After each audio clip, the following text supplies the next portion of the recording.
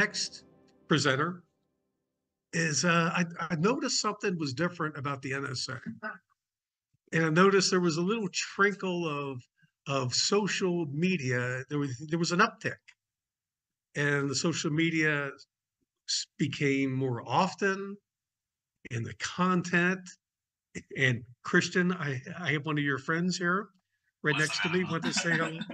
He noticed that something was different, and then the team that he assembled, and I know that in his humility, he's going to give credit to everyone, of course. However, dude, you're just rocking it. I mean, it is just amazing, and he's here to share what works, and just to help all of us. Christian, thanks for being here, and can't wait to hear your presentation. Thank you. Thank you for having me. First and foremost, can everyone hear me okay? Is it all good volume? Am I coming in clear? Fantastic. I want to start off by just saying thank you to Tom. I feel like looking through this lineup, it was like the Coachella of the stuttering world. So it was hard for me to pick my spots of where I want to pop in, because I'll definitely be showing up for as a visitor as well. But I'll waste no time to get right into it. It's okay if I share my screen? I got a presentation lined up. Let's do it. Okay. Yeah, and just some opening remarks. I just want to first and foremost make sure Canva works, because I love this program. I don't want any technical difficulties. So let's present. Can everyone see just the full screen here? Everything good? Solid.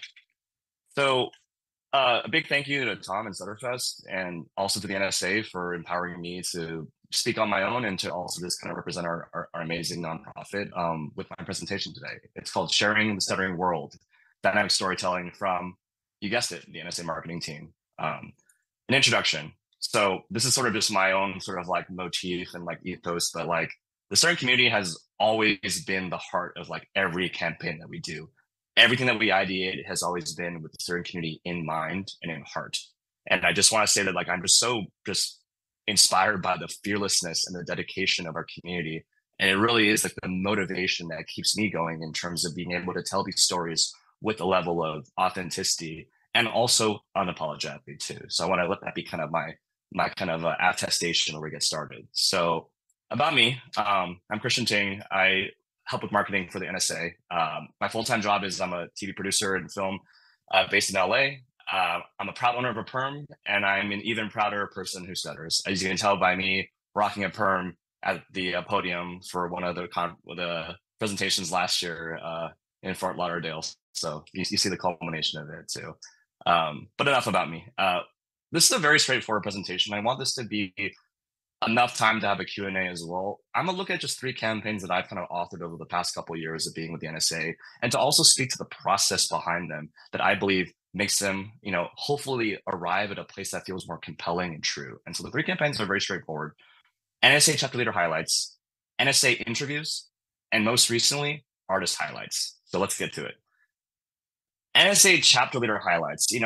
I thought to myself, what was a really cool way to kind of bridge awareness for our chapter leaders, who, in my heart of hearts, are the lifeblood of the NSA. Without chapter leaders like Annabelle, our organization would not exist, because they represent the on the ground, the grassroots advocacy, the community builders in everywhere from San Francisco to Boston. There's something about their role within this world that we created in advocacy that I wanted to really pay tribute to. And so I thought to myself, I'm someone who grew up in social media. There's a lot of time on social media with a lot of bragging, but I was like, what if we could find a way to do bragging rights in the context of the NSA? And so it was giving it a chance to empower people like Corey, of course, Annabelle, and the one and only Tanya Banks.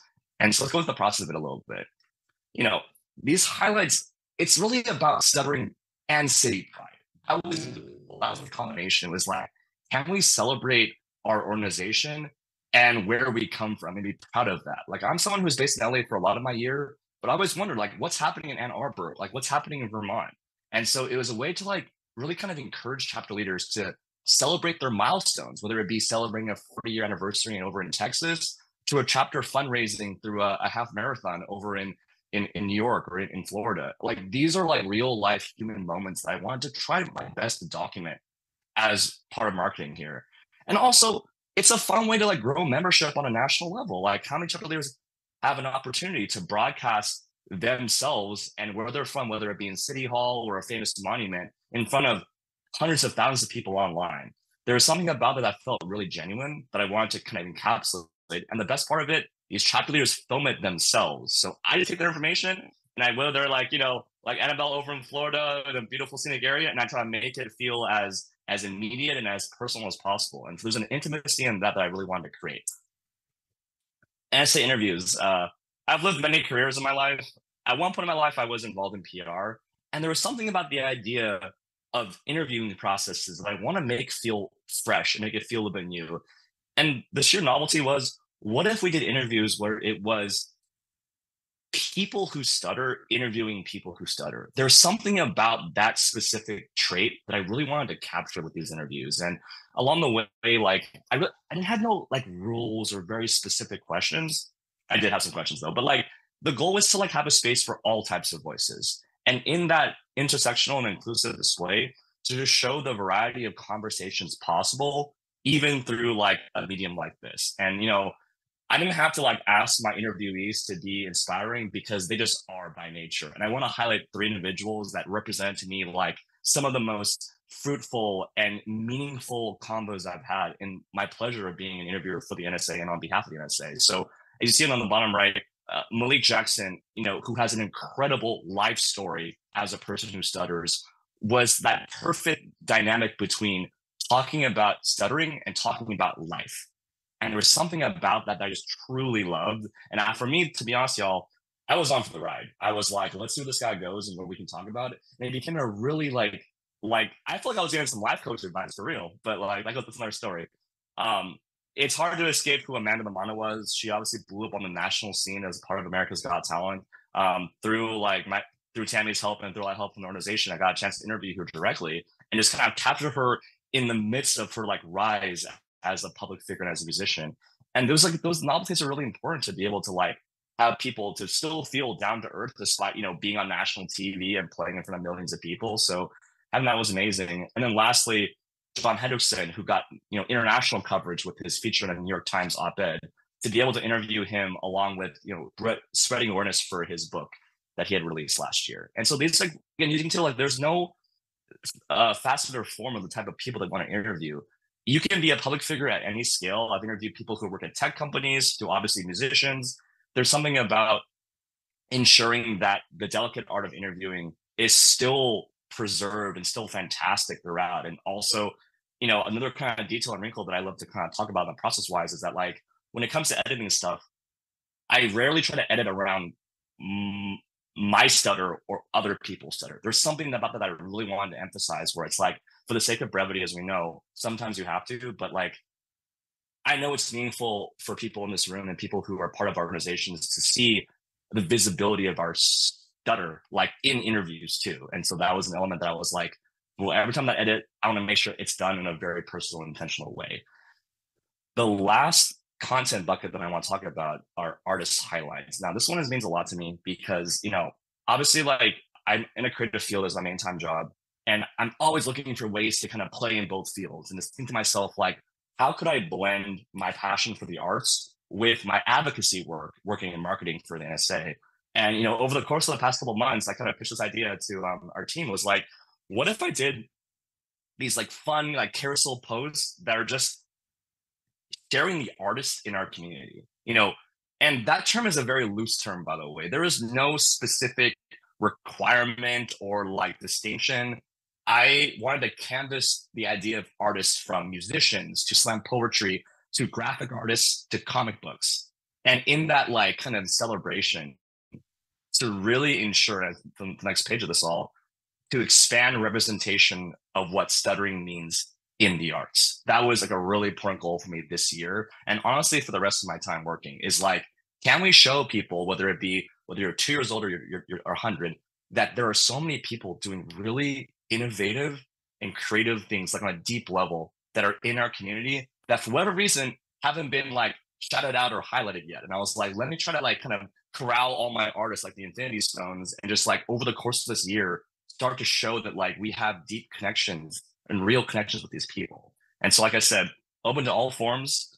And one of the elements that was really important too is like you can show people's art and their amazing talent, but it's the personalization of them that feels so important to me. Like I really wanted to make sure that in these carousel posts that you see on Instagram and Facebook, you're still getting like these personalized quotes of people being super real and talking about, the struggles and talking about the process of it all. And I was like, that's the best way to really generate like an authentic value for a social post. And I've been doing this for a long time, but like, what I feel very grateful for is that I've been in a position to be empowered to like take on these projects in a really meaningful way and to show that like there's still plenty of like treading the tire. There's still plenty of ideas that we have to share. And so I feel very honored that like a lot of artists who have responded enthusiastically want to not only have their stuff featured, but have it being featured in this context and to continue to inspire other people. So in essence, those are my 3 buckets of things I've done. I'm very proud of my work. I feel that the attention to detail is super important. So these things take time, but this is kind of a very reflexive presentation for me to kind of look back and say, hey, like we've done as an individual and as a group, a lot of amazing work to celebrate these people. And I'm just so excited and so grateful to be able to have a chance to share that, here at StutterFest and beyond. So let's do a Q&A. So I just want to open this up to just essentially anyone who has any questions about the process, anything that you want featured. If you know an artist, for example, I'm all ears. And also, thank you, by the way.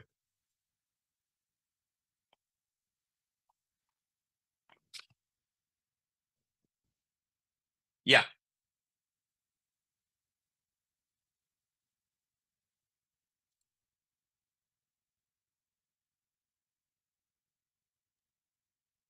I'm not sure what the process is on like people speaking up or if they're posting in the comments section. Oh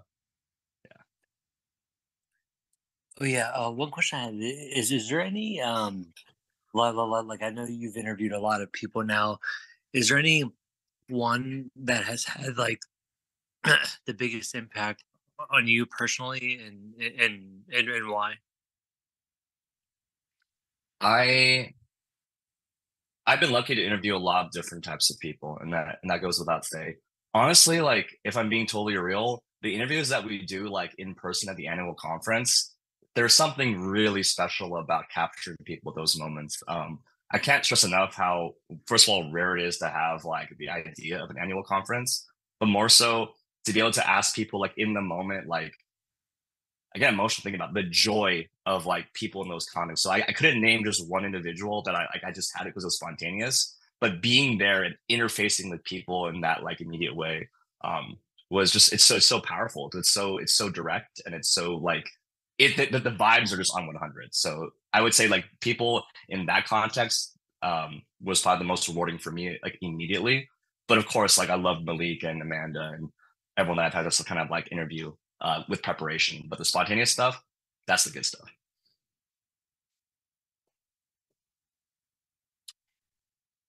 Yeah.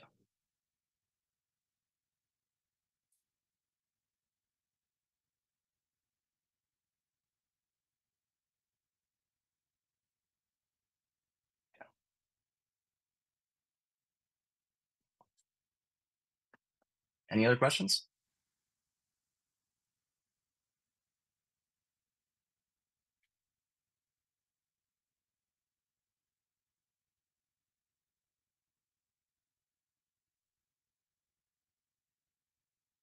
And I also just want to say, like, I'm super happy to connect offline with anyone who's interested in collaboration. The spirit of collaboration is super important to me, and I'm always looking for new ideas that continue to push the envelope of like what stuttering content is and what it can be. So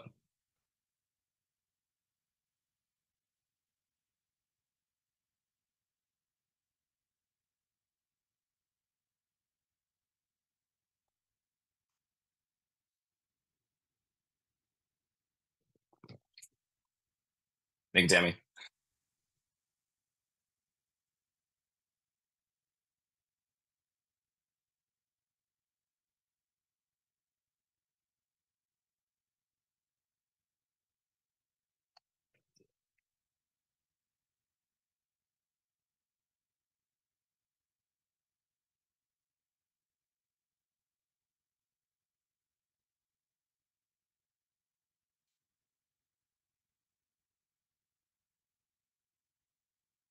Okay, awesome. So I think I'm all good here. So my ending comment is just I really want to just express my thanks and my gratitude to Tom and the whole Stuttering team for once again inviting me to participate. This is a very meaningful just day and celebration of our community, and it's always inspiring. So until next time, it's been real. Thank you all.